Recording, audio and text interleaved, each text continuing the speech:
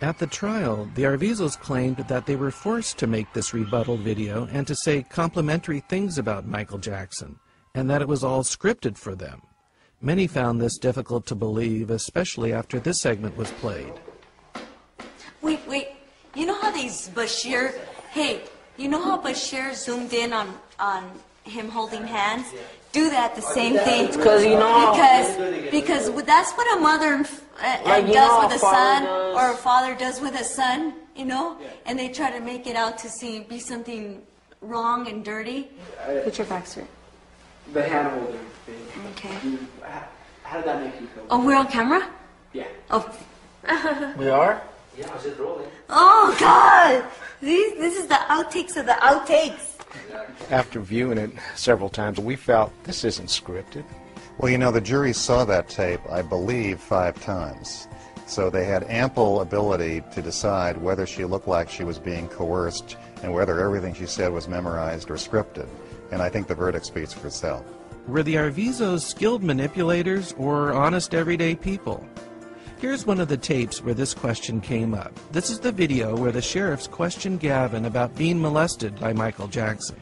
You need to sit right there, buddy. And we are going to try our best to make a case, okay, a criminal case. We're going to try our best.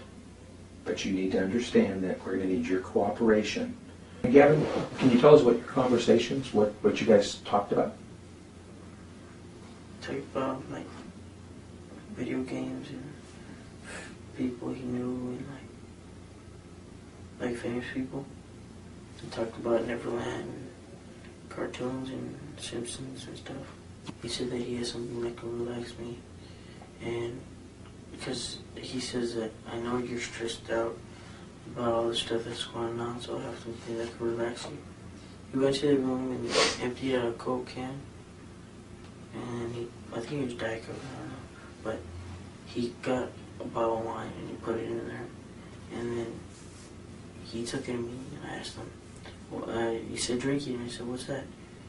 And he said, it's drinking, so I drank it. I didn't like the taste, and I asked him, what is it? And he said, it's wine, it'll help you. Just keep drinking it. I kept on drinking it. And my head started hurting and stuff, and I felt.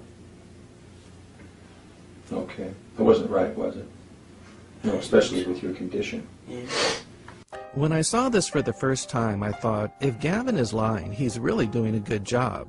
But that was before I heard he and his siblings were studying acting and had lied in the earlier JCPenney's sexual molestation lawsuit. Their personal wish, humongous wish, is to be in movies. Apparently, the jury wasn't convinced by Gavin's performance in the sheriff's interview. Actually, that tape became very important. Most of us felt the same way, that we were looking for his demeanor. How was his body? Was he, moving around a lot? Was he nervous? Was he anxious? And he didn't seem to come across that of someone that had been molested. He just looked like someone that was just having fun, like being at a video arcade or something. He didn't seem nervous at all. And we felt that the police were trying to get him to say things that they wanted him to say so they could have that recorded. He said that boys have to masturbate, because if we don't, we go crazy. He told me a story about this one boy that, he went and got a dog and he started having sex with the dog. He said that he wanted to show me how to masturbate. He wanted to show you how to masturbate? Okay. And I said no. And then he said, you do it for me. Okay. And did he do it for you?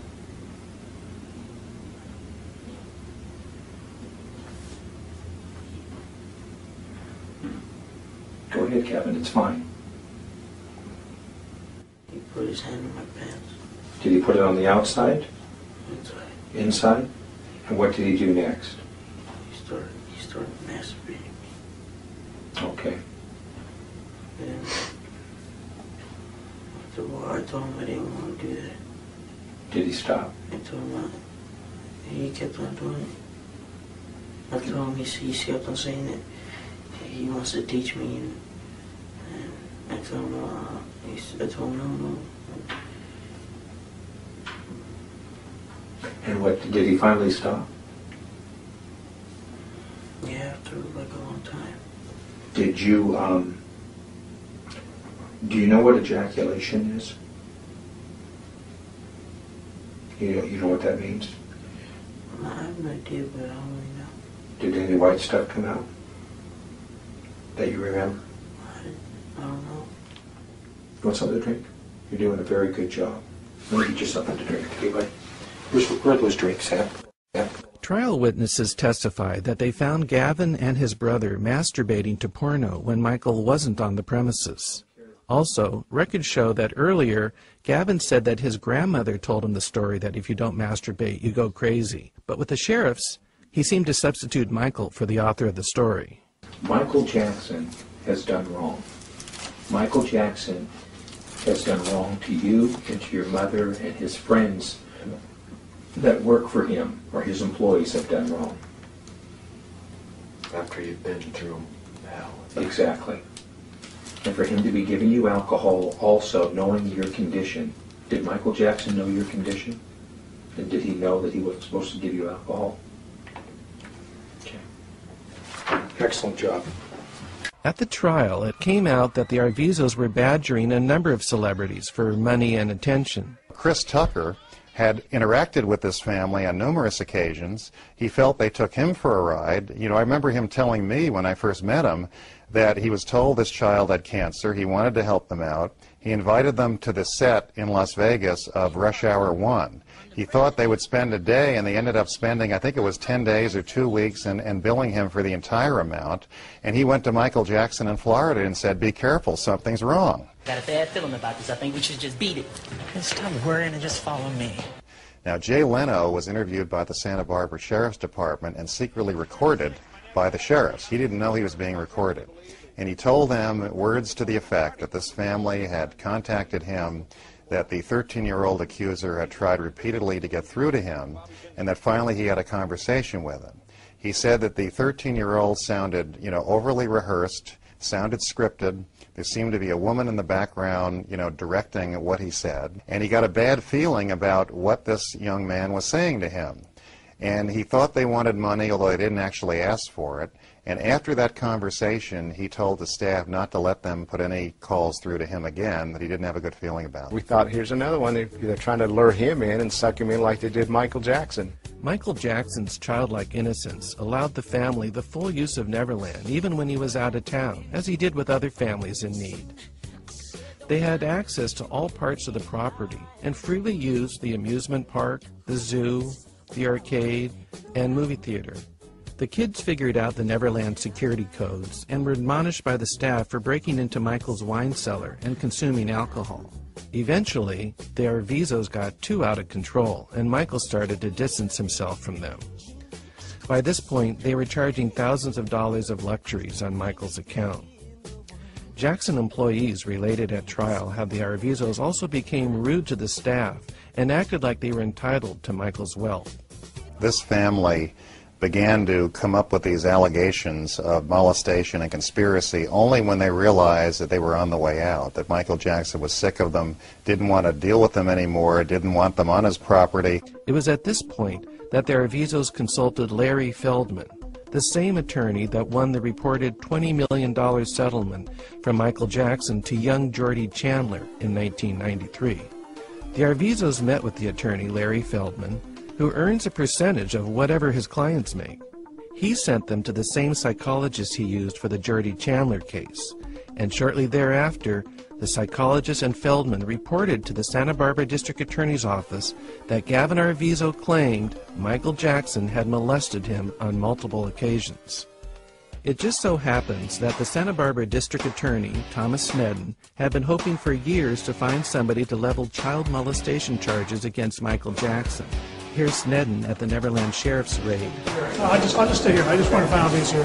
Messero was asked if he thought Snedden had a vendetta against Jackson. Do I personally think he had a vendetta against him? I absolutely do. Why else would you devote all that time and energy to trying to convict one person?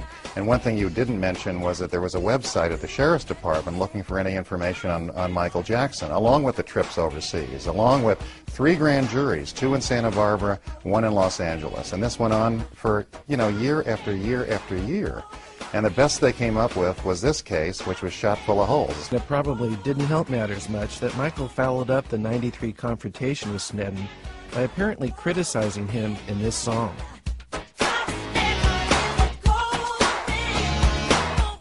What Sneddon was really up to, and I felt he was a very vindictive person. Were the sheriffs looking for the truth, or as some said, were their investigations just one-sided? He's the bad person, not you. Okay? Your mom, you, your brother, and your sister are good people.